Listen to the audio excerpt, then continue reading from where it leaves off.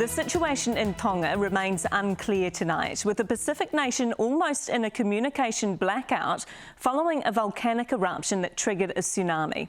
It's been almost 24 hours since connection was lost, but locals managed to get these pictures out. Tonga's home. I left 27 years ago, but it's still, it's still home. I still identify very much as Tongan. Friends there, family there. So when, everything went down in January, it was a little bit hard to watch from a distance. Internet connection went. You end up kind of, scrambling through Facebook and all news sites trying to find information. We have a house on the waterfront in Nuku'alofa. Had no idea what had happened to it. Eventually saw pictures a few days later that it basically got bowled. I'm very grateful no one was in it. And yeah, just really, really harrowing seeing like drone footage along the waterfront of places that and that you grew up with, just absolutely, covered in ash, covered in seawater.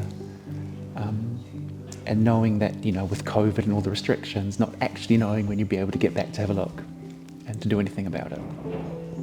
And then it's just that long, slow process of how do you, help with the recovery? What can you do to, make things a bit easier there?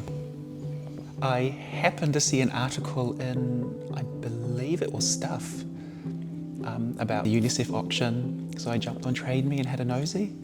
Had a quick chat to the wife and we figured it was for a good cause, so we started bidding.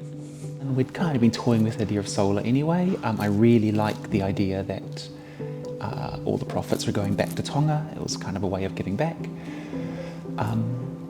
The attraction of solar is that it's clean and green. We know that we use a fair bit of power. In fairness, knew very little about solar. Had really good help from Lightforce, kind of talked me through a lot of it. But really, I think it's about trying to do something for my children's generation, because if we don't step up, then they're the ones that are going to wear it.